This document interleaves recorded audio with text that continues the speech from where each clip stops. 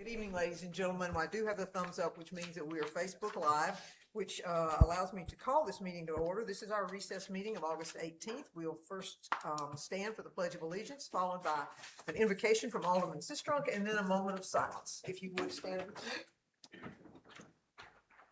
I pledge allegiance to the flag of the United States of America and to the republic for which it stands, one nation, under God, indivisible, with liberty and justice for all.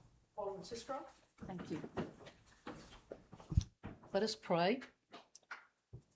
Loving God, we welcome your grace to sustain us through the challenges, hard moments, and stresses of our day. Grant us the inner strength we need for this day, and grant us your wisdom for the decisions and choices before us. Amen.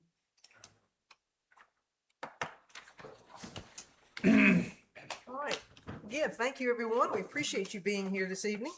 Our first order of business will be to approve the official agenda with the consented items and determine if there are any changes. I do have one. We're going to add an executive session, which will come at the end of our meeting, and it will be for pending litigation.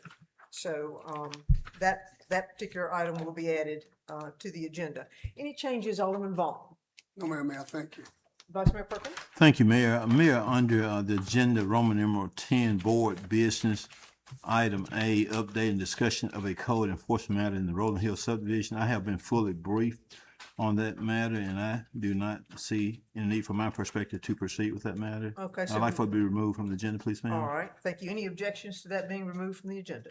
Any objections? Seeing none, we will remove that item from the agenda. Anything further? No, ma'am, I yield, thank All you. right, thank you. Alderman Poker? No, ma'am, thank you. Alderman Brooks? No, Mayor, thank you. Alderman Skinner? No, Mayor, thank you. Alderman Sistrunk? No, ma'am, thank you. Moreland? No, ma'am, thank you. All right, seeing none, I need a motion to approve the agenda with the amended items as required, or Move approval. as approved. Thank you. I have a motion from Alderman Poker. Do I have a second? Second. Second from Alderman Skinner. No further discussion. All those in favor, please signify by saying aye. Aye. Opposed? All right, motion carries. I will read the consented agenda items at this time. First, we have the consideration of the minutes of the July 31, 2026 work session of the Mayor and Board of Aldermen of the City of Starkville. Then we have consideration of the minutes of the August 4, 2026 regular meeting of the Mayor and Board of Aldermen of the City of Starkville. Under board business, we have consideration of approving the proposed 2027 budget for the 2% funding used by the Mississippi State University Student Affairs in accordance with requirements of 2026 Senate Bill 2925. 2 is consideration of approving the proposed 2027 budget for the 2% funding used by the Oktibbeha County Economic Development Authority, OCEDA, in accordance with the requirements of the 2026 Senate Bill 2925. And 3 is consideration of approving the proposed 2027 budget for the 2% funding used by the Visitors and Convention Council, VCC, in accordance with the requirements of the 2026 Senate Bill 2925. Under Airport, we have item 1, consideration of the approval to accept the MDOT matching grant offer of 2.5% for the FAA project number AIG-3-28-0068-035-2026 to construct a box hangar in the amount of $15,422. Item 2 under Airport is consideration of the approval to accept the MDOT matching grant offer of 2.5% for the FAA project number AIP 3-28-0068-034-2026 to extend the runway, taxiway, and lighting in the amount of $104,232. Under Community Development and Planning, first, we have discussion and consideration of an encroachment agreement to allow the placement of a balcony within the right-of-way at 120 East Main Street. 2, we have discussion and consideration of PP 26-01, a request for approval of a phased preliminary plat for Sterling Ridge at southwest corner intersection of Mockingbird Road and Mississippi Highway 182 in a TN-N zoning district. Number 3 is discussion and consideration of a final plat 26-08, a request for final plat for minor subdivision approval of the Fowler subdivision located at 314 Louisville Street and 300 Scale Street in a TN-E zoning district.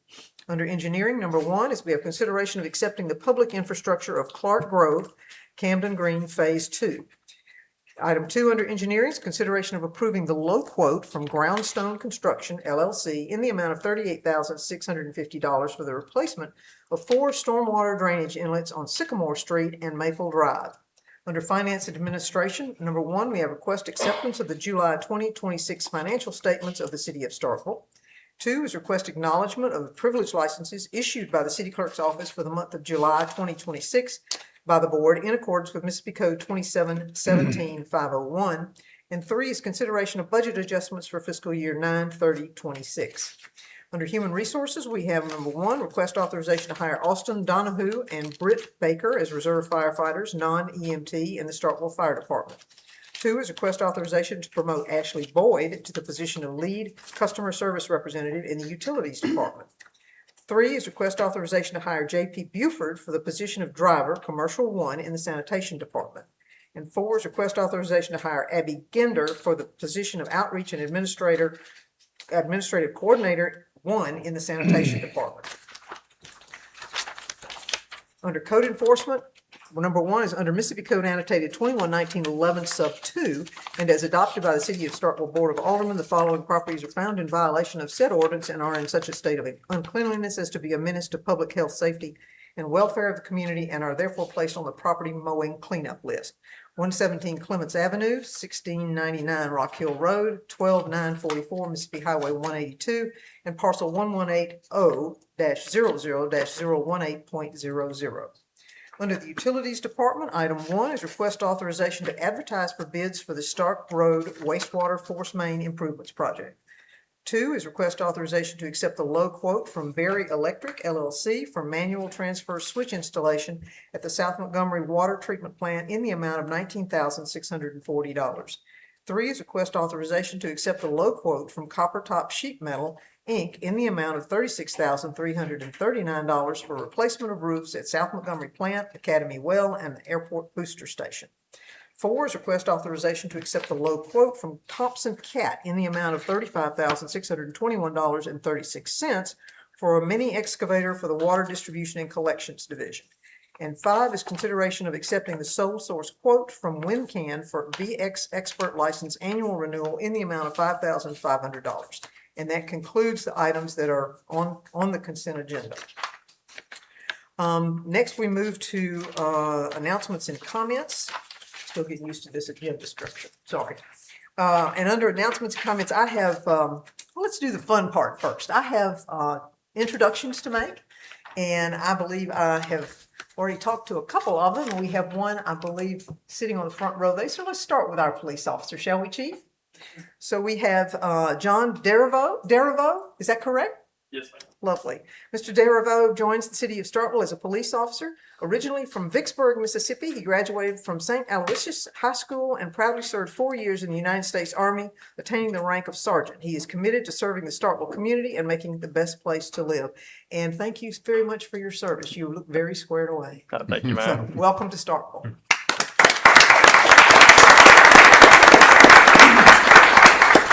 And then we have 2 fire department, Jalil Clemens. Mr. Clemens, come join us up here. Let's get a good look at you, sir. That way we know we put a face to a name, or at least we try to anyway. So Mr. Clemens joins the city of Starkville as a firefighter, originally from Macon, Mississippi. He earned his bachelor's degree in liberal studies from the University of Southern Mississippi, and he wants to serve the community. Outside of work, he enjoys exercising and reading, and we're happy to have you on board. Thank you so much.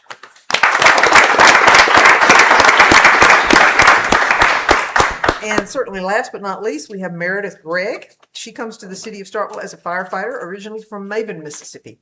She earned her associate's degree in applied science from Holmes Community College, and she wants to be the best she can for the community. She has 1 cat, Cleo, and 1 dog, Willow, and outside of work, she enjoys playing the guitar, playing video games, and exercising. And we're happy to have you. Thank you, Meredith. Thank you.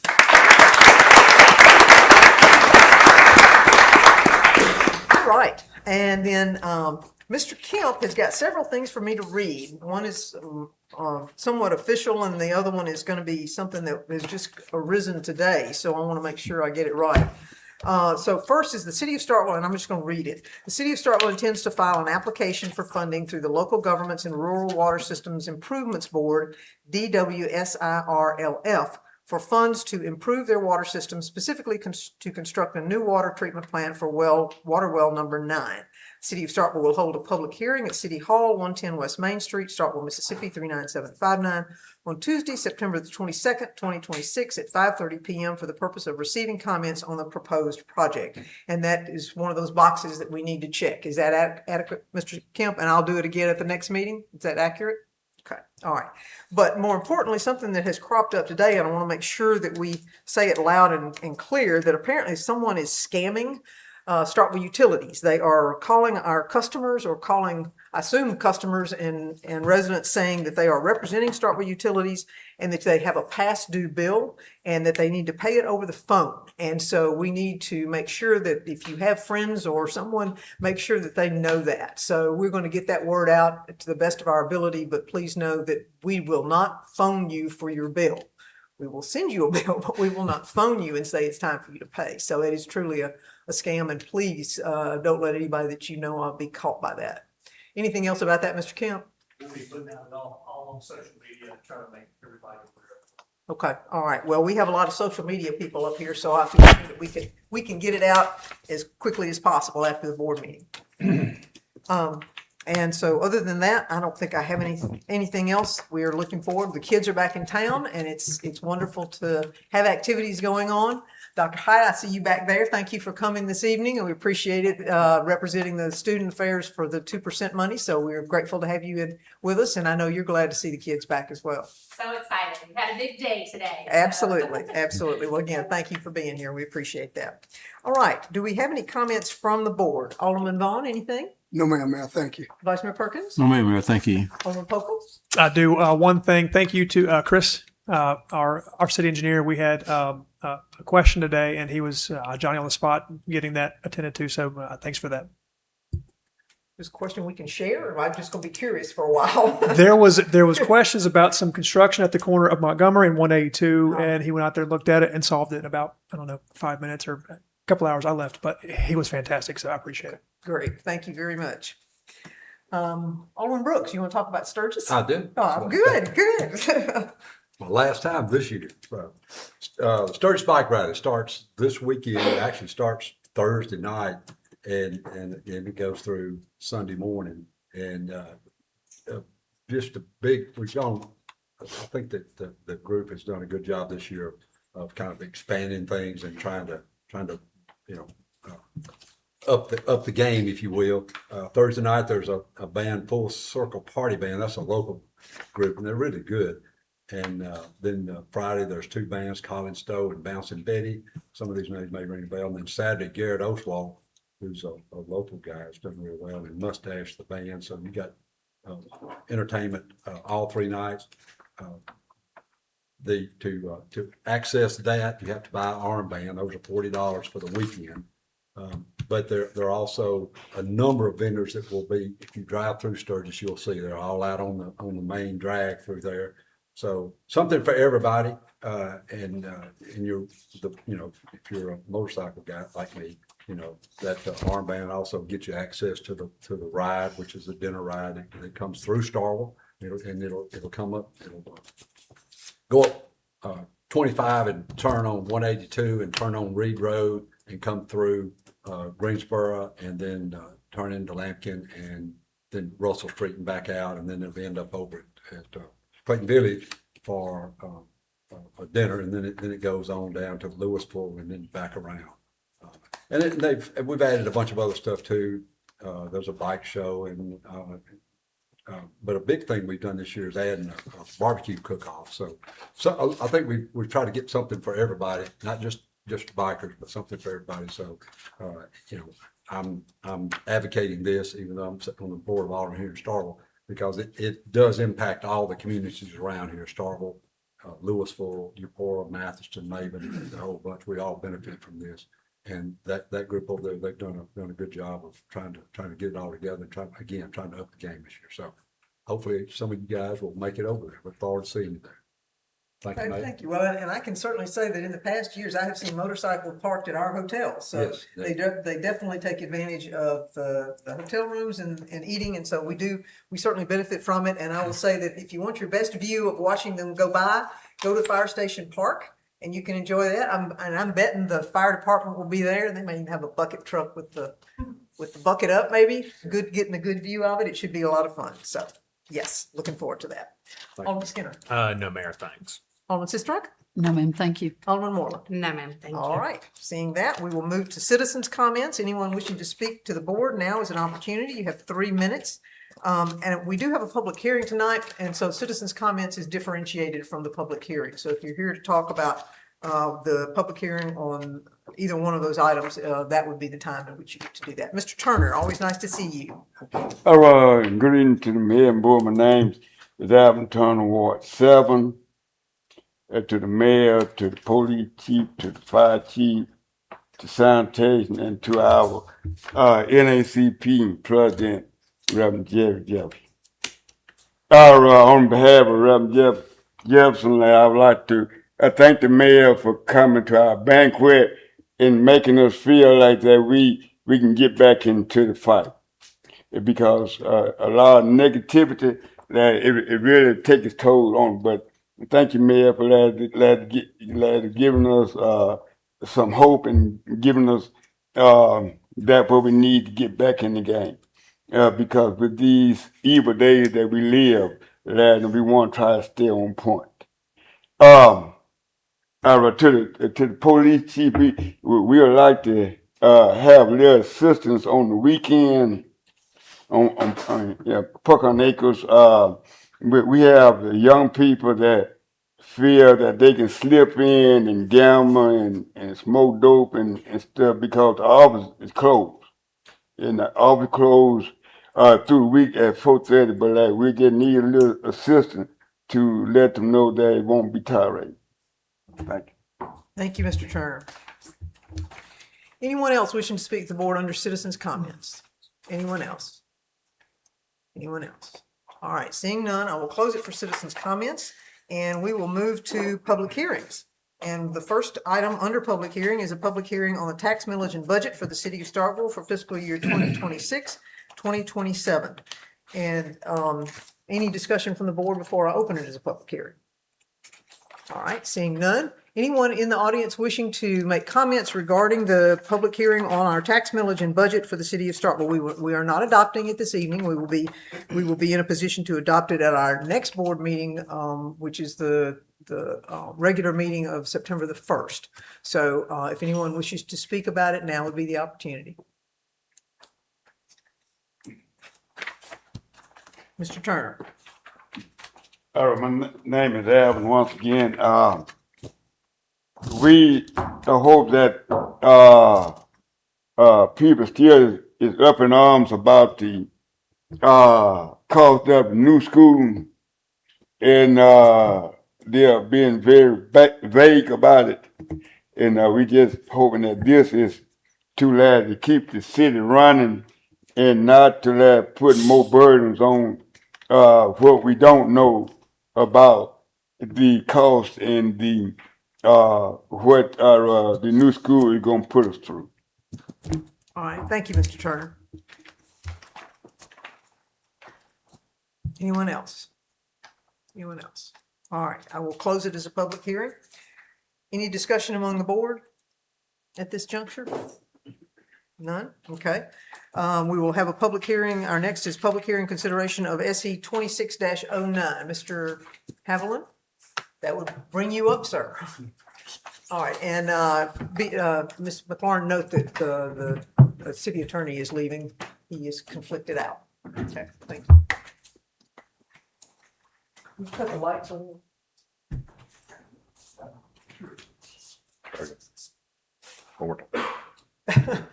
Keep trying. There you go. Got it. SE 26-09, this is the request by Boardtown Venue Company LLC for a special exception to remove the additional standard that prevents a special event facility on the first floor in a T5D zoning district. It's a property everybody's familiar with. It's the old creamery building at Central Station. The applicant has leased out Suite C at 200 South Montgomery Street within the creamery at Central Station. The creamery is a mixed-use building that has a mix of commercial uses on the first floor, residential condominium units above portions of the buildings, which include Unit C. The applicant proposes the space as a special event facility for weddings, receptions, meetings, fundraisers, workshops, showers, birthdays, and similar events. The applicant states the events would occur by reservation primarily during the evening and weekends and would not operate as a nightclub or continuous entertainment venue. The special event facility is generally allowed in a T5 district. However, the UDC prevents its use on the first floor unless that restriction is waived. By special exception, this use cannot be continued. If approved, the facility would still need to be subject to the UDC additional standards, which include requirements on parking and hours of operation. Because there's nearby single-family residential property, that is located on the southeast of the site, the applicant would be required to be limited to hours of operation between 9 a.m. and 10 p.m. This right here on the screen is the site plan that was approved back in 2009. However, the parking layout is significantly different than what's out there today. There is approximately 117 spaces in total on the site. This includes ADA and reserve spaces in there. The minimum parking requirements can be met on the site based on the existence of existing mixed uses, although the parking availability could become limited depending on the size and timing of the event. The parking for this use was based on the fire marshal occupancy rate of 225 people with tables and chairs. And the chart that's on the bottom right is kind of how this was calculated for all the uses, where it comes up, and it does show that from a minimum code standard, it meets the use, but there still probably is some conflict with heavier event days. This is the approved condo plat for phase 1. Suite C is highlighted there in the green. The applicant provided letters approving of the request from Unit B. However, this morning, the owner of Unit B submitted a new letter requesting denial and removal of that letter. Letters from Unit A requested denial have also been received, and then all the remaining units that are highlighted in the top left are under one ownership, and they provided a letter in support of. This is the approved condo plat for phase 2, which is basically the second floor and above. This plat shows the 6 residential units that are directly above Suite C on the first floor and this proposed site. Unit K is under the same ownership as a majority of the first floor units. That was a part of that one letter recommending approval. 5 emails against the request from one owner of the residential units were received, or from owners of the residential units were received after the planning and zoning meetings. They're not in the staff report, but they have been submitted to y'all on the table. These represent 5 of the 6 units. The only one that wasn't included was 209 Suite O. We did not see a response from them. The criteria for special exception review and approval. This is kind of the staff's interpretation of it. Site suitability. Minimum parking can be met, but adequate parking during peak and overlapping uses has not been demonstrated. Traffic, there's no traffic management plan has been provided to address the circulation, parking, or emergency access issues. Neighborhood impact, the applicant has not demonstrated the event activities avoid impact on the residential units above or near the homes. Public services, utilities are available, but obstructing emergency access has not been demonstrated. That's part of the traffic. Site plan, there is no site plan requirement since there is nothing being proposed outside of the facility. Property values, no evidence has been provided to show a positive or negative impact on property values. In the comprehensive plan, the applicant has not demonstrated that removing the first floor restriction is consistent with the comprehensive plan. And additional standards, key operational requirements, including traffic management, hours of operation, have not been adequately addressed in the application. This request was noticed in accordance with the UDC. 30 property owners of record within 160 feet of the subject property were notified directly by mail. A legal ad was published in Starkville Dispatch on July 24th, 2026, and a sign posted on the property in a conspicuous location. As of the date of the planning and zoning office, as of this date, the planning and zoning office received 1 letter against the request prior to the planning and zoning commission meeting. Since that meeting, we received 8 additional letters against. Staff does find that the information submitted does not provide sufficient evidence to support a recommendation of approval. However, at the August 11th, 2026 Planning and Zoning Commission meeting, the commission voted 3-2 to recommend approval. But at that meeting, there was a discussion right before the vote. The applicant had offered up some conditions if it were to be approved. Those conditions weren't reduced to writing at that time, so the Planning and Zoning Commission recommended that they provide them after the vote before this hearing to be incorporated into the staff report. Then they voted and I recommended it 3-2. So of the conditions that they voted on, they can kind of be boiled down into the first four, the ones that they recommended or offered up. So reduced occupancy down to 175 people. I think that's approximately a 20 car reduction. Advanced registration and ticketing for the events would be required. Real-time occupancy monitoring using electric counting devices. Off-peak event scheduling of events. And then the final one is one that's added by staff if this is approved. It's providing for a clear process to remove the approval if found in violation of any of the previous conditions, instead of having to rely on the current code enforcement stuff in the UDC. This actually gives a clear process of how that would happen. And if there are any questions. Any questions of Mr. Hamlin? Any questions of Mr. Hamlin? Yes. You Alderman Moore. said somebody had sent in a letter of not supporting it and then pulled that letter. Is that correct? They sent a letter of support and then sent Okay. one today. The letter of support was not sent to us. It was sent to the applicant. It was included in their applicant statement. Okay. And then today we actually received the first contact from them where they asked to pull that recommendation and have a new one of denial. Okay. Sure. Well, you look like you were about to say something. No, I'm- Okay. Alderman Sistrunk, did you? I have just a couple of questions for Daniel. So there's no need to include the hours of operations because those are controlled by other ordinances. And so any event has to end before Yes. 10 o'clock. Yes. Okay. So that, you say several times in the staff report that you cannot conclude whether or not this should be approved or is that sort of a hazy way of saying that you recommend we deny it, or you just don't have enough information to make a decision one way or the other? It's kind of based on the fact that they do technically meet the parking requirements, but just from casual observation of anybody who's driven by that property Mhm. on weeknights, weekends, parking is It's an going to be issue. hard. It's going to be hard. So kind of based on that. It couldn't deny it based on the parking, but couldn't really approve it based on the parking. So by our codes and our standards, there's sufficient parking, Correct. but. Which are written for minimum parking. Right. And which this are is written also from- right. a older building that was obviously repurposed. Right. So it was built for more of an industrial use and Right. it was repurposed for mixed use, and it way predates our codes. Right. 2009. Right. Okay. So you can't absolutely suggest that we deny it, but just based on your observation, parking is going to be an issue. Parking is going to be an issue, and there's probably going to be some issues with the neighboring properties. Okay. All right. Thank you. All right. Alderman Brooks?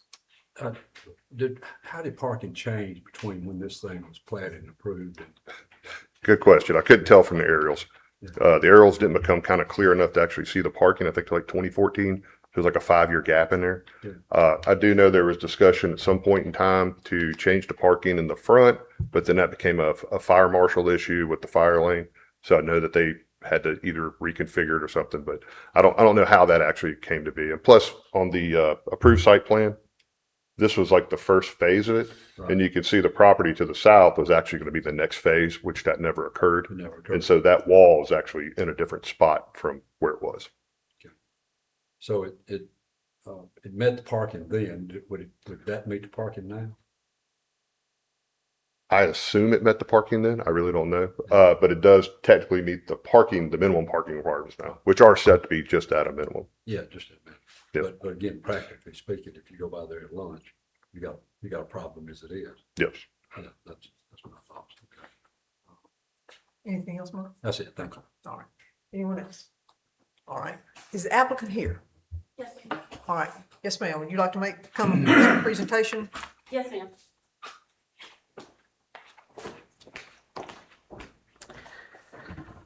Good evening, Aldermen, city staff, and fellow Starkville residents. My name is Heather Lyles, and this is my partner, Bonner Whittington. We are the founders of Boardtown VIP. We are here tonight to discuss our application for the special exception to operate a special event facility at 200 South Montgomery, Suite 2C. Before we look at the zoning maps, parking formulas, and the development code, we want to share why we're standing before you tonight. Bonner and I are not outside developers. We have lived right here in Starkville for almost 20 years. Starkville is our home. We have loved Starkville, raised our families here, and our only goal for this venture is to invest our lives and our resources into making our downtown a place where the entire community can thrive. Our core vision is simple. Boardtown VIP is not an event venue. It's a place where local families celebrate milestones, nonprofits raise support, entrepreneurs build connections, artists showcase their work, and visitors discover downtown Starkville. We're asking tonight for the opportunity to invest in our community, operate responsibly, and become a long-term partner in the continued and vibrant growth of downtown. To understand the value of Boardtown VIP and what it brings to Montgomery Street, it helps to look at our dual operating model. We'd like to operate this beautifully designed 5,349 square foot street level space with our business model split into two clear areas. First, we can serve as a premier hourly rent space for private milestones. When local families want to celebrate an anniversary, a wedding, or a child's birthday, when local charities need a professional setting to raise funds, or when local entrepreneurs need to hold networking events, we provide a safe, high-end, and clean environment. We have structured our layout to accommodate size and gatherings, featuring a cozy, intimate lounge that's tailored to fit up to 15 guests, and then our spacious main floor for the larger milestone events. But we're not just a passive rental hall that sits empty waiting for someone to book it. The second and the most vital part of our model is an active, curated public programming. We're event planners, we're creative catalysts and community connectors. We help people bring their event visions to life, and we will use the space to host our own carefully designed, family-friendly, and culturally rich public events that bring Starkville residents of all generations together downtown. This brings us directly to the key zoning standard we want to address, Section 1398F12. The city's Unified Development Code states that a special event facility shall not be permitted as a use on the first floor of any building located in TD5, TDC, or TDU zoning districts. As local citizens who care deeply about downtown's walkable character, we completely understand and respect the urban planning intent behind the restriction. First floor spaces in our dense T5 districts are incredibly precious. They are meant to be active, walkable, and visibly open. They are meant to generate the pedestrian energy our downtown needs. What the City Planning Committee and City of Starkville wants to prevent is a dead storefront, such as a traditional shuttered wedding chapel or banquet hall that stays locked, dark, and empty 90% of the week. However, we must look closely at our actual location. Boardtown VIP is not located on Main Street itself. We're tucked away off of Main Street on South Montgomery within the Central Station development. Because we're situated off the primary retail block, our space does not interrupt the continuous pedestrian retail storefront flow of Main Street. Instead, we are naturally oriented toward and largely privy to the patrons, residents, and visitors who are already utilizing the Central Station complex. Likewise, we are here tonight to prove that Boardtown VIP is the exact opposite of a dead storefront. Our entire operational model is designed to be an active, street-level pedestrian catalyst. Unlike a traditional passive venue, our curated community events will keep our first floor windows brightly lit, our doors open, our foot traffic moving through Central Station all week long, both daytime and evening hours. We believe that replacing a dark commercial vacancy with a beautifully designed, high-end, and family-oriented community space will significantly enhance the safety, the desirability, and overall property values at the Central Station development and Montgomery Street corridor. So let's show you exactly how we'll activate this first floor support, our first floor to support Starkville's local residents, families, and our regional visitors. As seen in the handout given to the board, our summer programming is a perfect example of how we will serve our community with downtown foot traffic traditionally drops as the university students leave. During these quiet months, Mississippi's heat is brutal and our downtown outdoor spaces struggle. We will launch our signature Beat the Heat Summer Series, a weekly indoor event held every Tuesday or Thursday all summer long, giving the community a fun, air-conditioned place to gather when it's 95 degrees outside. So here are some things that the pedestrians walking down Montgomery Street will see happening on our first floor.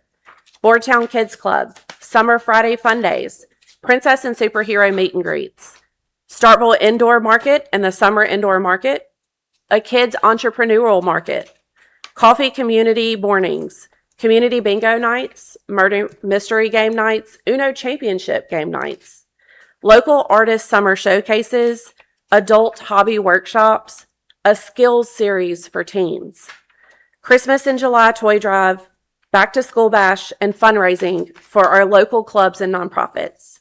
Every single one of these community-focused interactive programs requires an accessible, visible, first floor space to succeed.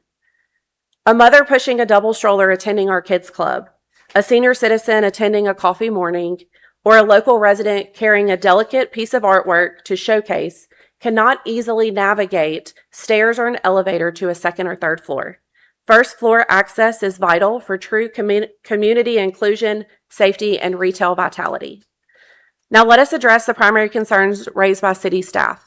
The Planning and Zoning Department noted in our application that while our minimum parking requirements can be met, we must demonstrate the adequate parking and that adequate parking will remain available during periods when multiple businesses within the development operate simultaneously. If we look at our official fire marshal capacity limit of 225, the zoning code technically requires about 63 parking spots under a 4-to-1 ratio. That's one parking spot for every 4 occupants. To protect our development, prevent congestion, and support our neighbors, we are voluntarily capping our operational attendance to 175 seated guests or 200 standing guests. When you apply Starkville's 4-to-1 zoning ratio to our voluntary operational caps, our actual parking requirements are fewer than 50 spaces. This fits comfortably and safely within the development's capacity, leaving plenty of shared parking for our neighboring tenants. To solve the issue of simultaneous operations, we've established a cooperative off-peak scheduling matrix. Our family-oriented daytime events, such as Mommy and Me Time, Boardtown Kids Club, and the community coffee and community mornings, take place in morning weekday business hours between 8 and 10 a.m., and our afternoon events will take place after the lunch rush between the hours of 2 and 4 p.m. During these times, the neighboring tenants use limited parking spaces, ensuring our guests use the shared lot when parking limitations are low. For major weekday evening events, we will structure our programming to start after the main restaurant dinner rush or on days if and when retail operations are closed, which will create a natural parking synergy. The Planning and Zoning Development notated in our application an absence of a formal traffic management plan to address orderly vehicle circulation, emergency access, and unobstructed emergency vehicles. To resolve this completely, we're formally submitting the Boardtown Traffic and Parking Management Plan as a direct condition of our operating permit. This is detailed in the packet that was provided. So every single event hosted by Boardtown VIP, whether public or private, is strictly reservation only. There are absolutely no walk-ins and no outdoor ticketing allowed. This means we will know the exact guest count and the exact parking demand days before the event even begins. This will eliminate parking cruising and congestion. Knowing these party sizes days before the event allows us ample time to set in motion our official parking and transit plan as needed. We will utilize digital clickers at our sliding glass entry door to monitor occupancy in real time, ensuring we never exceed our self-imposed cap. We will set targeted arrival times and access controls to ensure there is no re-entry without guest credentialing. All Boardtown VIP contracted staff, decorators, DJs, and setup crews will be legally prohibited from parking in the Central Station lot during peak weekend hours. They will utilize off-site public municipal parking, preserving 100% of our designated parking footprint for our guests. We will maintain active staff monitoring at our entrance doors during guest arrivals and departures. Our staff will ensure that emergency vehicle lanes and alleyways surrounding Montgomery Street remain 100% unobstructed, with an absolute ban on temporary parking or loading in the fire lanes. On every single digital ticket and RSVP confirmation sent to our guests, we will include our mandatory official parking guide. This guide will actively route guests to nearby underutilized downtown public parking lots and encourage ride sharing, directly steering vehicular traffic away from the shared lot. We have partnered with First Baptist Church, which is 0.3 of a mile from our event space, to help alleviate parking concerns in the shared lot. We've also contracted a driver to help shuttle our guests from First Baptist Church to our event space. The Planning and Zoning Department noted in our application that our application raised concerns regarding how our operations, sound, and patron arrivals and departures will affect the residential condominium units located directly above our venue. We want our neighbors upstairs to feel safe, respected, and peaceful. We have completed a test of our speaker system in regards to the decibel level and noise level that could potentially disturb the residential condominium units located directly above us. After testing the speakers, we have concluded that a decibel capped auto limit are not going to exceed 75% of the max volume. When we tested this volume level, the decibels inside the venue were at no more than 75 decibels. We have also tested the decibel level of the residential condominium units with permission of one of the tenants, and we found that no sound could be heard and the normal decibel level of around 40 was observed. We have video evidence of these tests for viewing if requested. In lieu of the Planning and Zoning Committee's concerns, we have previously designed our operations with 3 strict safeguards to ensure that we are quiet, respectful neighbors. Firstly, we're not a nightclub. Our events are elegant, private milestones, family gatherings, and structured cultural programming. As stated, we are committed to a strict speaker volume of 75%, creating less than a 75 decibel limit for all indoor audio. We will require all private renters and contracted DJs and bands to utilize our built-in capped system rather than bringing in unmonitored external speakers. We will establish clear, respectful operating hours. During weekdays, all events will end no later than 9 p.m., and on weekends, all events will wrap up with doors closed and guests departed no later than 10 p.m., ensuring quiet hours for the residents upstairs and that they are being fully respected. Our staff will personally oversee guest departures at the conclusion of every event, ensuring that guests exit the building in an orderly and quiet manner to proceed directly to their vehicles without lingering and generating noise in the common areas in the shared space. Are we getting near the end? Yes, we are. Give me like two minutes. Okay. Okay. Our business model is beautifully aligned with the core mission of the Greater Starkville Development Partnership and the city's comprehensive plan. By bringing local artists, teen life skills, youth entrepreneurial markets, and family programming downtown, Boardtown VIP directly translate the city's comprehensive plan goals into real-world street-level actions. We believe that thriving local business communities create a stronger Starkville for everyone. We would like to say clearly and on the record that we support the grill. John Bean and the Central Station Grill have built an incredible, beloved Starkville staple. We are so sincere that our proactive goal is to collaborate directly with them, establishing the grill as our preferred go-to caterer. We have reached out to Mr. Bean and discussed opportunities of alliance. We want our business success to translate into direct, predictable wholesale revenue stream for all of our fellow business owners at Central Station. To prove how serious we are about these commitments, we are proactively asking the Board of Aldermen to write our voluntary attendance cap of 175 seated and 200 standing, our proposed hours of operation, our traffic management plan directly into the special exemption permit as formal legally binding conditions of our approval. By granting this special exception, you're choosing to replace a consistently dark commercial vacancy with a highly regulated, active, and deeply passionate community partner. We ask for your approval of the special use exception and add our legally binding covenants we have self-imposed on our business so we can bring these incredible programs to life and keep downtown Starkville booming. Thank you for your time, and we're happy to answer any questions. All right, thank you. That was very thorough. Any questions of the applicant? I do, yes. Alderman Booker. First of all, that was thorough. So I know y'all have put a lot of time into mapping this out and to trying to create something that I don't think otherwise exists in that area specifically. Do you know of any other programs like the ones that you have mentioned that exist in our area right now? Not that we have found. Okay. Are there any other areas like this in our downtown corridor? No, most of the event spaces are outside of city limits. Okay. Does the owner of that space have any other plans that you know of? No, not that I in the know of. future? Okay. It's been vacant for how many years? About 3 to 5, I believe. Okay. Did y'all consider any alternative locations? We did look at level 3, which was on Main Street. However, the money that we would have to put in and the purchase price was not where we could be at this time.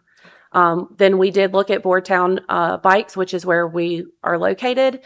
Felt like it was home. It had everything that we needed, had the vibe that we were going for. We have not found anywhere else that could compete with what Boardtown Bikes was giving us at that time. Thank you. Appreciate it. Yeah. Anyone else? Alderman Sistrum. So your traffic plan. Yes, ma'am. It appears to be more a suggestion than a requirement.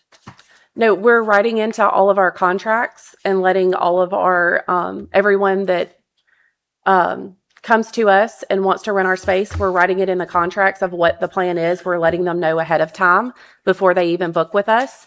So this is the plan that we have. Our traffic plan is 100% our operating model. And how do you ensure that they adhere to this? Well, myself and Bonner are going to be at every single event. We are just 2 people. And we will have committed to be at every single event to oversee if there's any kind of issues or problems. That way we are the business owners and we can go ahead and handle that at that time. And you will ask that they Yes, we will ask that they parking lot vacate. and move to fire Yes, station. In our parking guide that we give, we are also asking that they print out a decal so we know exactly who is there to park for us and who is there to park for any of the other businesses. And then we're also contracted with the Boy Scouts. We're working with them and they're going to help us with traffic so that, we know exactly who's parking in our spots and exactly which ones that we can move to our off-site parking. The only people that we're actually asking to put into those spots are if we have anybody with a handicap restriction or any kind of ability restriction where they would not be able to use our shuttle services. Okay.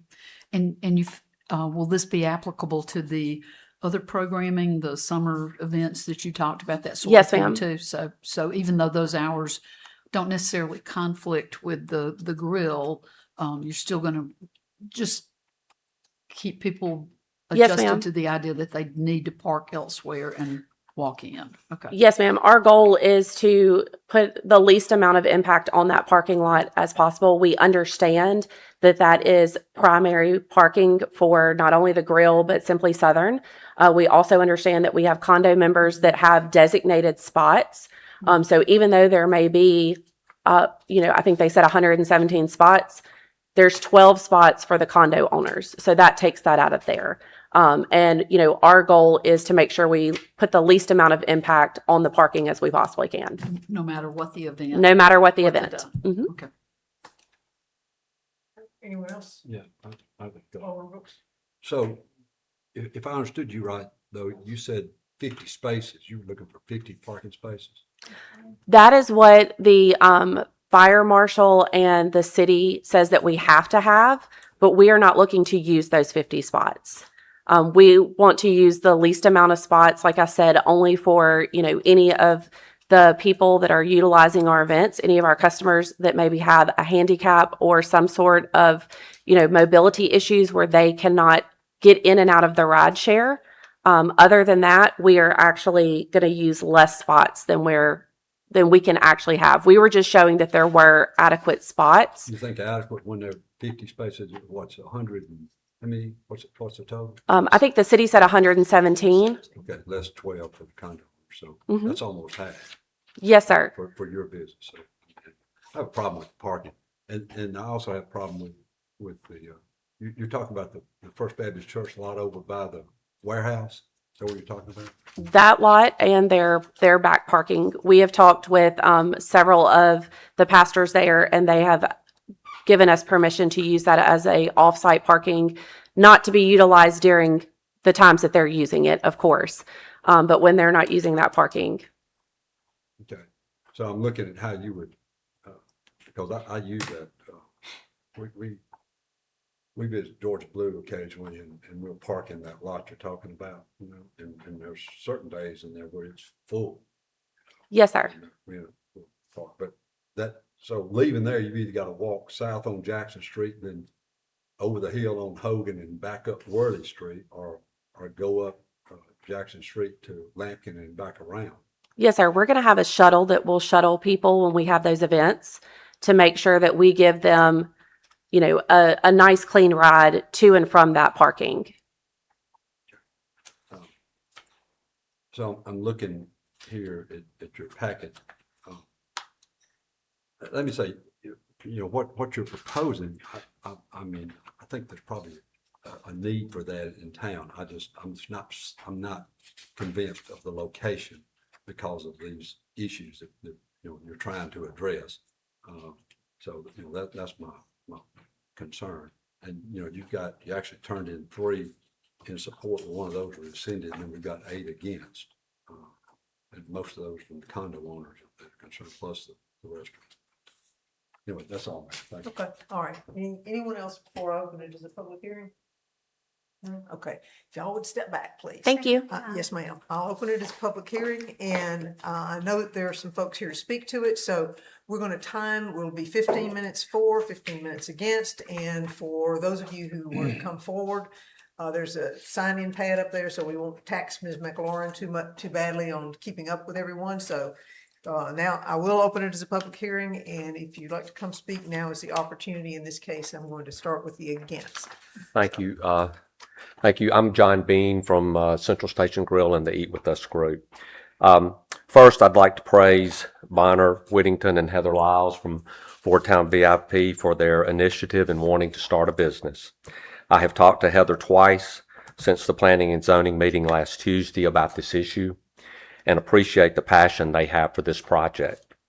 I do not think the location they have chosen is a good location for an event venue, and I do not think their plans that address the issues with this location, the Boardtown bike space in Central Station, have been properly planned for or are executable. Also, I recognize that David and Jan Morgan, the owners of Boardtown bike space, have a significant investment in this property and would like to sell or lease the space. They've been great neighbors of ours for years. You should have letters from 5 condo owners who are located directly above where the event venue will be located. There are 6 condos there, and I have talked with all the owners, and all are opposed to having an event venue right below them. Some are here tonight and will speak. Their concerns are obvious: noise, traffic, parking, and declining property values are the main topics of conversations when we talked. All spoke of when they bought at Central Station, they never imagined there could be an event venue beneath them. Some pointed out the bylaws in the association docs for the condo owners calling for quiet time to start at 9 p.m. They are surprised that an event venue could be located right beneath them. I'd also like to point out that Something Southern owner Mike Hughesly has submitted a letter stating his opposition to an event venue locating at Central Station. You should have received that letter today. I'd also like to point out that the Planning and Zoning staff did not recommend this exception be granted. I'm sure you have read and heard their report, but these are the findings presented at the meeting last Tuesday. Staff identified concerns regarding parking availability, traffic management, emergency access, and potential impacts to nearby residential uses. Although minimum parking requirements can be met based on the approved occupancy, the applicant has not demonstrated that adequate parking will remain available when other businesses are operating or during high-demand events. The required traffic management plan, traffic control procedures, and parking attendant information have also not been submitted. Staff also found that insufficient information had been provided to determine compliance with certain operational requirements, including proposed hours of operation, or to demonstrate that removal of the first floor restriction is consistent with the comprehensive plan. Based on the information submitted, the staff finds that sufficient evidence has not been provided to support all required affirmative findings for approval. Parking. I know Daniel said there's 117 spaces there on that plot. There are 85 parking spaces there. I've counted several times. There are 85 spaces available total at Central Station. There is simply not enough parking there now for residents, the other businesses, offices, and our restaurant, the Central Station Grill. The fire chief has set a 225 capacity limit. Boardtown VIP has said they will self-impose a 200 capacity limit. I realize that code calls for one parking space for 4 attendees, but in the real world, if you have an event for 200 people, there will be 100 vehicles. Boardtown VIP has requested from Bell Building Supply and Renaissance Bank consent to overflow into their lots on their property. Neither Bell Building Supply nor Renaissance have granted consent. I believe this shows that Boardtown VIP knows there is not adequate parking there for them and the existing businesses and residents. Boardtown VIP has offered some conditions for approval. I want to be clear that my concern is not whether the applicant has good intentions or whether these proposed conditions sound reasonable on paper. My concern is whether these conditions will actually protect neighboring businesses, residents, and the neighborhood when an event is taking place. The proposed conditions require advanced digital registration or ticketing, but registration does not necessarily control how many people actually show up. What happens when a registered guest brings additional people? Who turns them away from a rehearsal dinner, a wedding reception, or a bridal shower? A policy requiring registration is a very different system than actually preventing overcapacity. Boardtown VIP also proposes electronic devices to maintain a real-time count of people entering and leaving. That sounds reassuring, but again, I ask the board to consider how that works in the real world. Who monitors that number? What happens when the maximum is reached and more guests arrive? Who verifies that every entrance and exit is being counted? Mr. Bean, I don't know how many folks out there want to speak, but we're getting close to getting halfway through the Okay. 15 minutes Thank you. allotted. So, More importantly, counting people inside the building does not count the vehicles outside it. It does not prevent guests from parking on neighboring property, blocking access, creating traffic congestion, or interfering with customers trying to reach an existing business. The proposed conditions also state that high occupancy events should be scheduled during off-peak hours when reasonably practicable. That raises a huge concern. What is a high occupancy event? What are off-peak hours? And who decides what is reasonably practicable? Finally, the proposed enforcement mechanism is largely reactive. The conditions say a violation may ultimately be grounds for revocation after notice, an opportunity to be heard and finding by the board. But by then the event is over. The traffic has occurred. The parking problem has occurred. The residents have been disturbed. So I respectfully ask the board to consider a very practical question. Do these conditions actually prevent the adverse impacts, or do they simply provide a process for dealing them after they have already happened? Policies, ticketing systems, and electronic counters cannot create additional parking spaces or additional road capacity to provide the neighborhood quiet enjoyment of their homes and condominiums. This decision could affect neighboring property owners for years. I respectfully ask the board to base its decision on what can practically be controlled, measured, and enforced in the real world, not simply what is workable on paper. Just a word about our business and our relationship with Starkville. Mr. Bean, let me let some of these other folks talk, please. sir. Okay, let me, Okay. I'm gonna just, one last thing, Okay. please, okay? Finally, I am sure that Boardtown VIP is well-intended, but their plan is very difficult, I would say impossible to implement and enforce. The neighbors to Central Station, the condominium owners at Central Station, and other businesses invested there based on the rules, zoning, and code on the books at that time.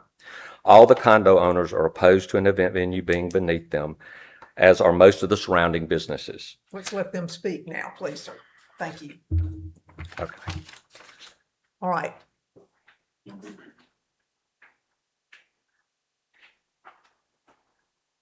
And keep in mind that do we have others who wish to speak? Raise your hand, or we got someone who's speaking for you. I did not get my letter in, and I just wanted to be put on the record that 209 is against. Okay, so are you with condo? Are you? Yes. Okay, so we'll kind of let him talk about those things to represent you guys, if that's all right. Okay, all right. Yes, sir. Mayor, Board of Aldermen, thank you for the opportunity to speak this afternoon. John Bean did a great job of outlining some things. I'll be brief. Identify yourself. My name is Glenn Driscoll. I'm the owner of Unit 211 at the loss at Central Station. Okay. Just to add to some of my concerns, these special events, weddings, have DJs, they have bands, they're celebrating, right? Even the use or requirement to use of an in-house system may or may not comply with the decibel that we have supposedly have a test on. I bought this place because it's very unique. I bought it because it's quiet, it's private. Most people drive right by it and they don't even know it's there. That's how private it is. It's very unique that the structure of it, I have 20-foot ceilings in that condominium. I'll search through other places in Starkville to find something that I just really fell in love with, and this was it. So I feel like part of that privacy, part of that uniqueness and the community, or for me, could be taken away. I'm within walking distance of about 10 restaurants, and that's very, very unique. Starkville's one of the hottest, to me, one of the hottest real estate markets in the state. And of course, I have a history here being a graduate. My daughter's a graduate. Parking obviously has been outlined. The plan that they have, it sounds great. But if you've ever been in crowd control or been around a major event, a large event, it's difficult making that or having an execution plan on a consistent basis. I could understand, the first 60, 90 days being very compliant and very controlled. But after staff has been turned over because of, not showing up for work or not doing the job right or something of that nature, it just becomes a boondoggle, and it happens. So it's execution on the plan that they presented is going to be very, very difficult and challenging, and I think that will be a problem down the road. Let's see, closing by 10 p.m. I go to bed about 9 o'clock. I get up about 5 o'clock most every day, even on Saturdays. So 10 o'clock is late for me. I'm usually in bed. But I would respectfully ask for you to consider my objections and respectfully deny the Thank you, Mr. Driscoll. bill. Thank you. Okay, anyone else wishing to take the last, how many minutes? 4 minutes. 4 minutes. We have 4 minutes left.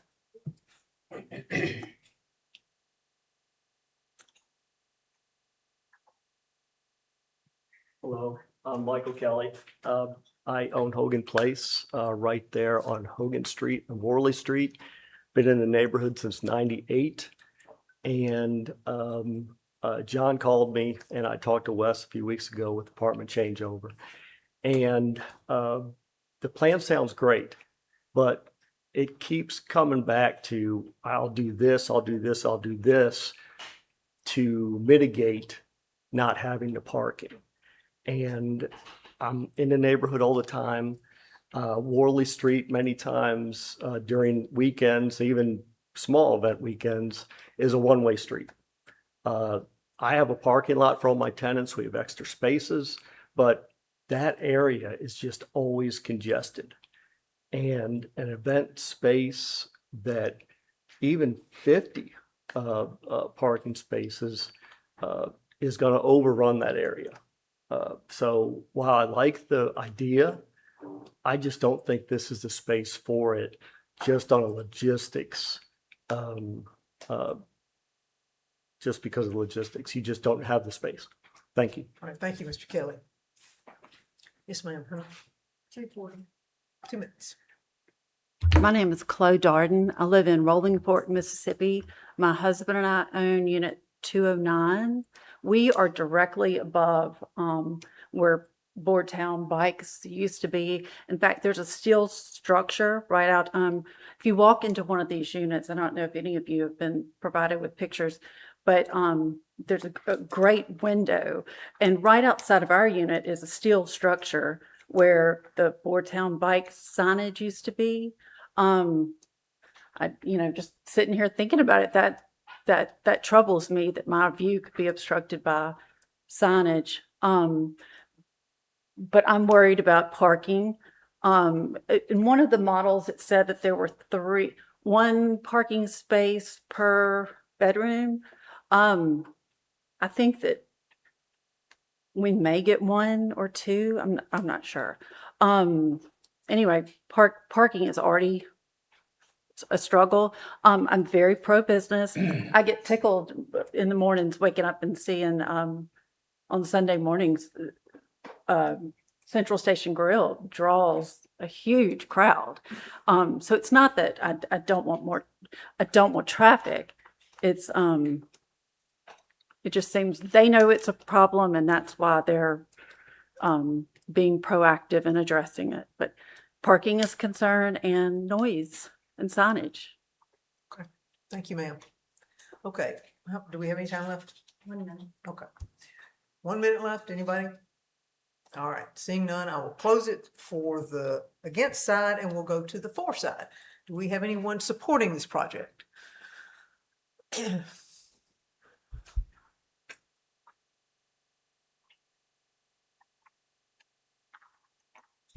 Yes, sir. Good evening. My name is Dalton Winans Pruitt. I'm a member of Ward 2 here in Starkville. I'm here tonight to speak in support of the approval of the special exemption request for Boardtown VIP. I was a stay-at-home dad for the first year of my son's life, and it was an experience, and I wouldn't change much of it, but one of the things that I would change is that I would have gotten out with him more. Eventually, I did find things to do with him outside of the house, but having a place to specifically talk with other parents while he and other children would have been a great outlet. I love going to our parks, but it's the summer and it's hot. We went outside. We went to McKee Park the other evening at 7 p.m. It was 7 p.m., but I was already practically melting. And that was in the shade. There are other indoor options that offer good opportunities for kids to play while the parents chill for a bit, but some of the events that Boardtown VIP is proposing seem to offer an alternative with a bit more focus on socializing with parents, which would have been a benefit to me. I knew of nothing similar to such family events, and I think they would be beneficial to those that participate.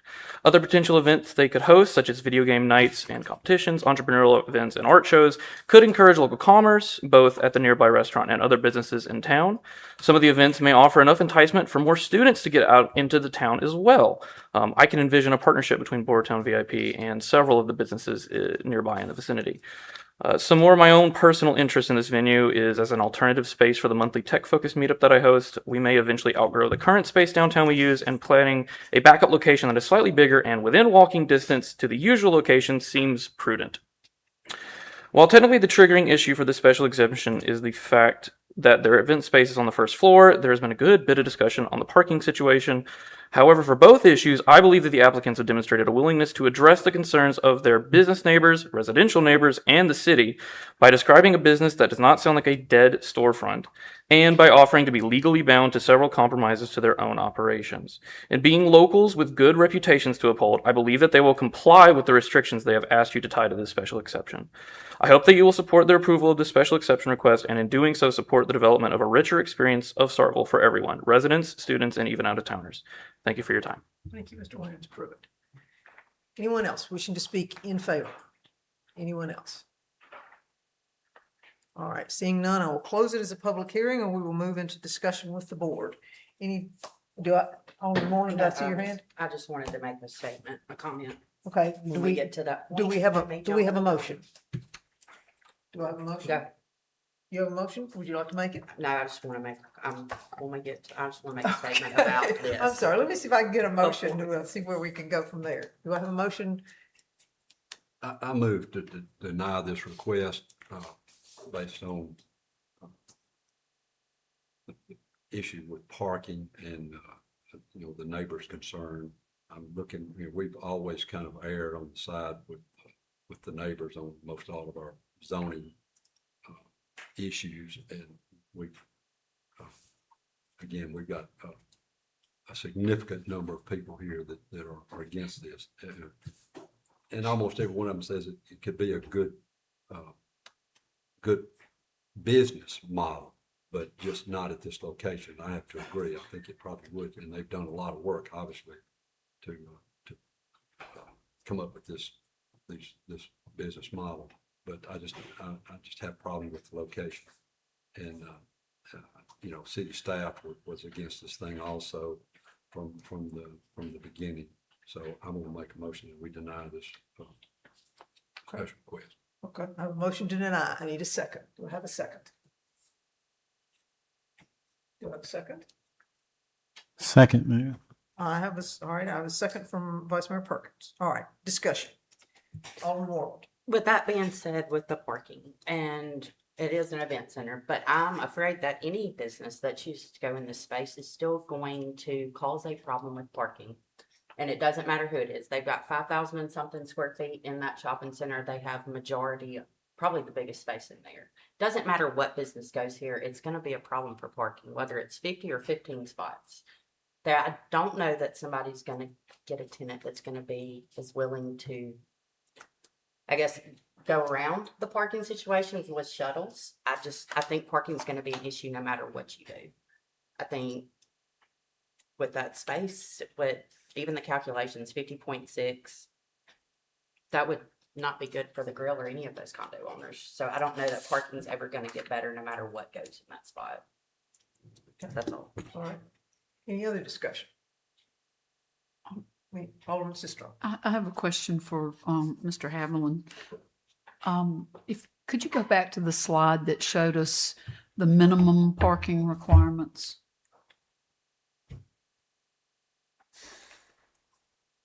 And that's 106 total? 106, correct.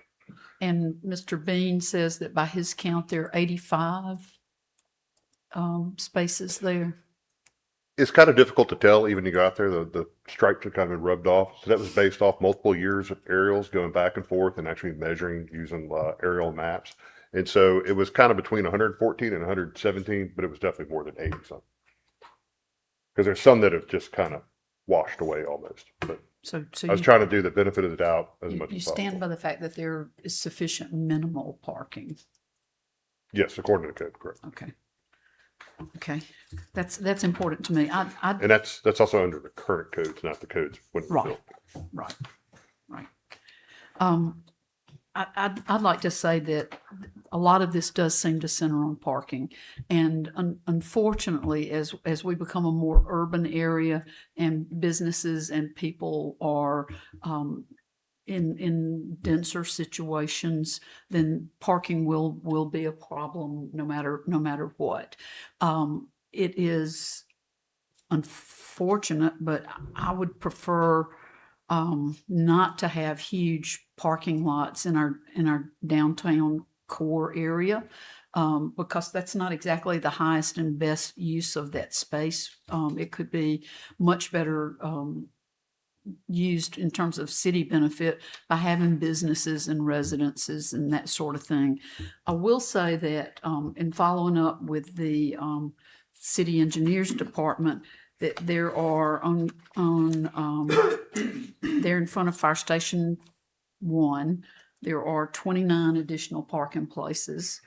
On South Montgomery, on the Cadence side by South Montgomery, there are 13 additional parking places. There are 50 on Lampkin. If you're willing to walk a little bit further, there are 35 on the university that are public parking places. And so I think even though parking is tight there at the building proper, I think there is parking in the area. That doesn't mean that people are pleased with those parking places. They want to park as close as possible to the location that they're going to go to, whether that's the grill or the venue space. And I have not, I maybe still have not made up my mind how I want to vote on this issue. It's a difficult decision, because it's a great business idea, something that I think would be very well received in the community.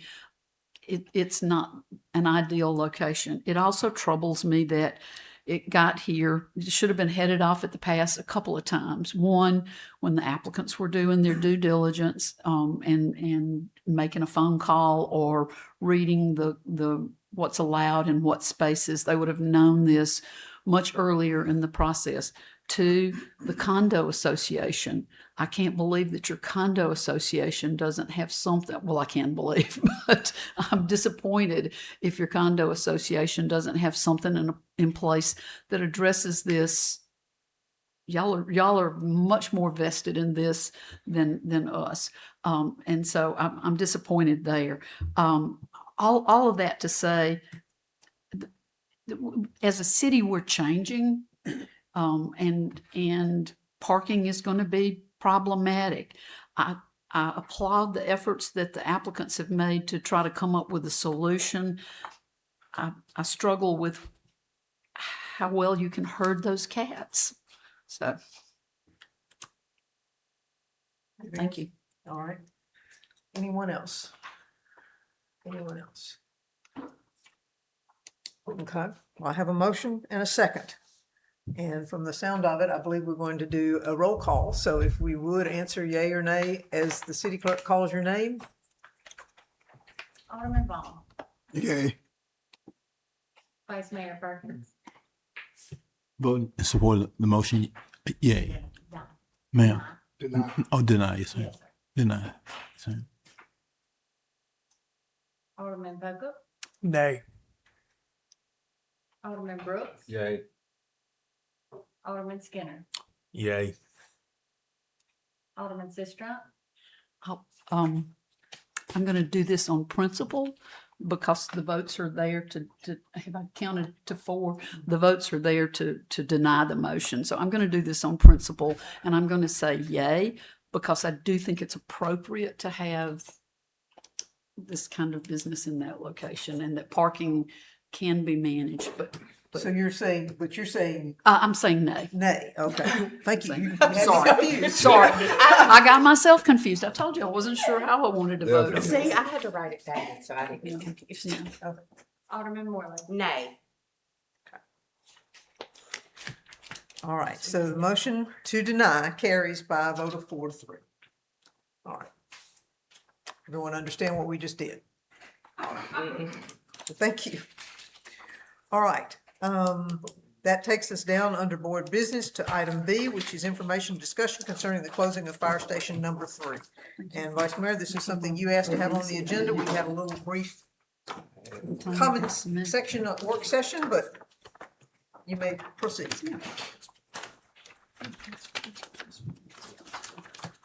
I'm gonna give the audience time, please, Mayor.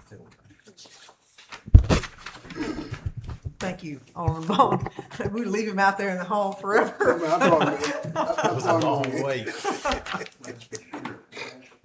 Mayor, thank you for the recognition. I heard you say at the brief comments, so I'm gonna give whatever comments I desire.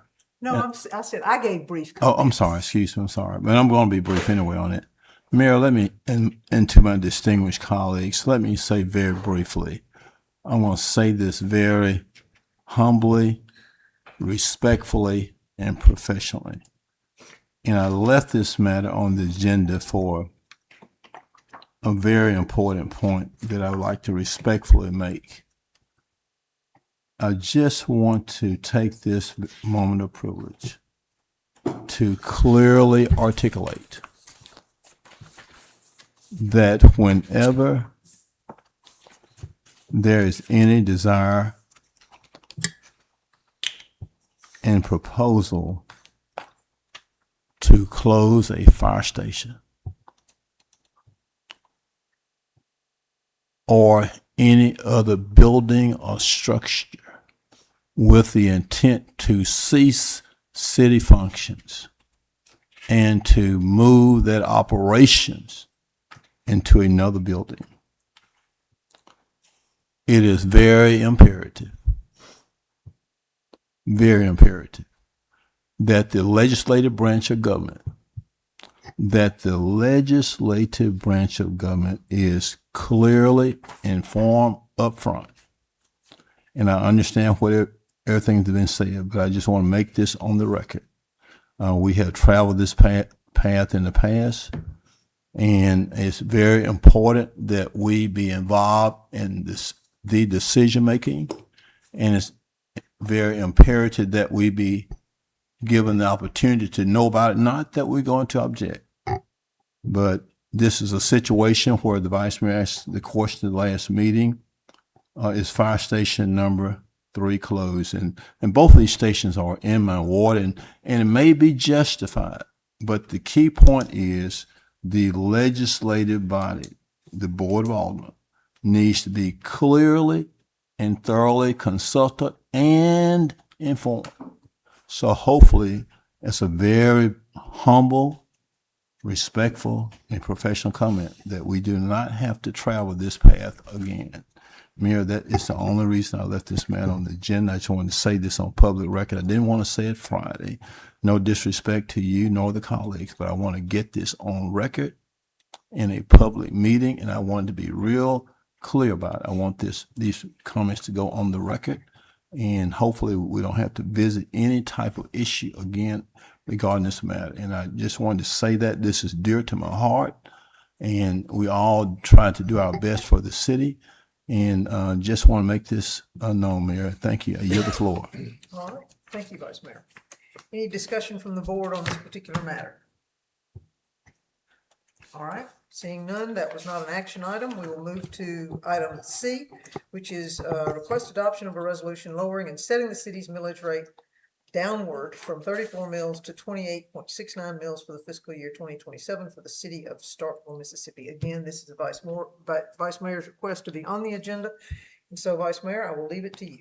Thank you, Mayor. I appreciate the continuous recognition. I'm going to be very brief on this matter, and I'm just going to go ahead and make the motion, Mayor. The Vice Mayor moves for the adoption of a resolution to lower the millage rate of the city of Starkville downward from 34.0 mils and to reset the millage to 28.69 mils effective fiscal year 2027. I yield, Mayor. Thank you. All right, so I have a motion from Alderman Perkins. Is there a second? Second. Alderman Vaughn, was that you? Yes, ma'am. All right, so I have a second from Alderman Vaughn. Time for discussion. Alderman Skinner.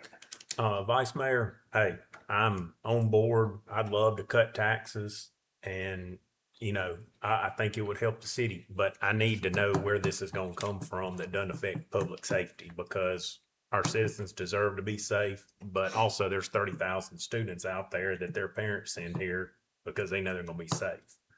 So I need to know what we're going to cut to get down there.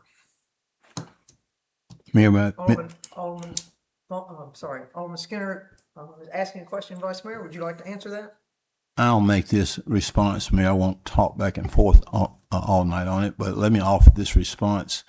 If this motion is adopted, it is my very respectful request and desire for the Budget Committee to reconvene and come up with a budget that is consistent with the 28.69 mils and bring it back to this board for study, consideration, and approval. I yield, Mayor. Thank you. Okay. Alderman Skinner, anything further? All right, Alderman Sistrom. And I would just like to say that I think it's premature to talk about an amount of millage that will be set because we don't know where those cuts are likely to come from. Typically in the budget process, you develop a list of the proposed expenditures. You know what that number is. You make estimates about your revenues outside of the property taxes. You make an estimate of all those revenues. You subtract the revenues from the expenses. You take the balance, you divide it by the value of a mill, and that's how you set your millage rate. So to try to set millage without having that other support is either premature or fiscally irresponsible. And so I would encourage everybody to vote no to this motion, but to know that the Budget Committee will do what they can to present a balanced budget at the lowest possible millage. And I would appreciate the help of the board by maybe having a special call, not just a work session, but a special call meeting where we can discuss where those cuts are likely or can be made, if they can be made. And a special call will allow the board to vote. For instance, the police department has asked for additional policemen for next year. And so each person on the board would have an opportunity to make a vote up or down on that very important public policy decision. All right. Thank Anyone you. else? Anyone else from a discussion standpoint? Alderman Vaughn? Okay. Anyone? Okay. Well, I take the opportunity. I do think that this is a cut that is cutting down further than we have ever cut. When we have been working very hard over the last 9 years that I have been here to provide services that are the very best that each department can bring. Our tax ad valorem piece, this doesn't affect utilities because that's rate driven. Doesn't affect sanitation, that's rate driven, but it affects police, it affects fire, and we have achieved incredible services through both use of our ad valorem taxes to support the police, from cameras, which we all voted on to add. In this case, there are cameras that are built into this budget. So, are we talking about scrapping those and going backwards on those? There's personnel in this, and as we all know, we are growing, and as we grow, we need more police to monitor that. We are not becoming a less, what shall I say? Well, we're becoming more contentious in our society, as it were, and we have seen actions in the district that we've had to gear up for. Those are the kinds of things that the police department takes care of for us. The fire department, the same thing. We have a fire rating of 3. We have just hired, we're now at, I think, full complement for the fire department. Those are the things that come from our general fund. Our police department is $10 million. Our fire department is $5 million, plus or minus. So those are the things that we have spent years now building up.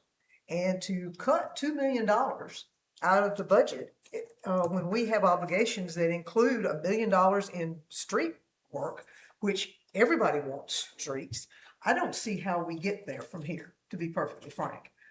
There may be some areas where we can cut. We can certainly cut outside contributions to a certain extent. We can cut other areas, but those, again, you cut brick fire. Brick fire serves our public. The library serves our public. Boys and Girls Clubs serve our public. So those are all things that are going to have an impact on our community and on our city as we're trying to meet the expectations of our residents, who, by the way, are supplemented by tourism. And so that's another piece of who we are and why people come to Starkville. They feel safe. They have things to do. We support our special events. For example, we do in-kind services for our special events to the Cotton District Arts Festival is well over $5,000. The Dog Derby, the Dachshund Derby is well over $5,000 that we give in-kind services. So there are many ways that we can either add revenue or reduce, but those are all going to be things that we're going to be policy driven and that are not simply a budget committee to come back and hand it off, because we've got to know where we're cutting, what we're cutting, and I think we're at a policy point. So you need to say, I don't want another code enforcement officer. I don't want another fire. I don't want another, police sergeant. Those are the things that we're going to have to talk about. And so, I entirely agree with Alderman Sistrunk, and since I have the floor, does anybody have an issue with having a special call for the budget on the 25th? Or what's this? Today's the 18th. That would be next Tuesday. Anybody have an issue with having a special call on a Tuesday night, similar to a board meeting night?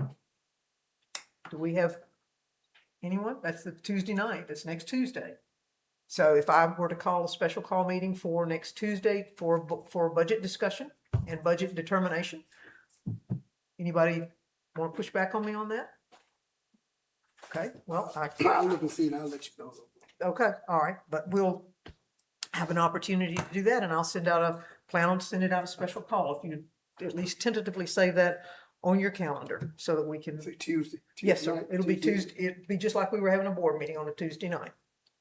Same concept, okay, all right, so we have a motion, we have a second, any further discussion? Any further discussion? All right, seeing none, if you would. Alderman Vaughn. Yay. Vice Mayor Perkins. Yay. Alderman Vogel. Nay. Alderman Brooks. Nay. Alderman Skinner. Nay. Alderman Sistrunk. Nay. Alderman Moreland. Nay. All right, that motion fails by a vote of 5-2, and we will move next to the claims docket. Do I have a motion? Move approval. I have a motion from Alderman Pope. Do I have a second? Second. Second from Alderman Sistrunk. All those in favor, please signify by saying aye. Aye. Opposed? Nay. Nay. All right, motion carries, and that will move us to, I need to have a vote to go into closed session to discuss the need for executive session. And Alderman Vaughn, that was you? Second. Thank you. All right, and a second from Alderman Brooks. All those in favor signify by saying aye. Aye. Opposed? Motion carries. If you would, please exit the room and allow us to go into a closed session to determine the need for executive session. Thank you.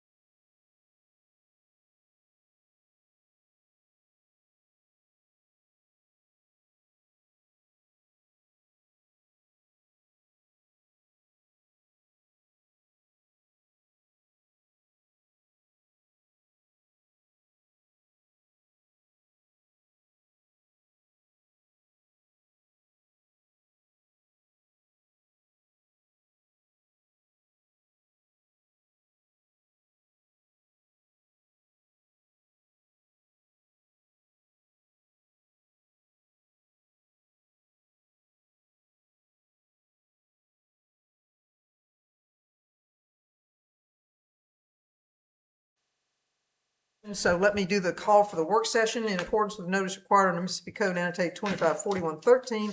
Board will have a work session on Friday, the 28th of August, 2026 at 11 a.m. That meeting will be held at City Hall, a second floor conference room located at 110 West Main. Notice should be provided of the work session within 1 hour of this meeting by posting such notice at City Hall.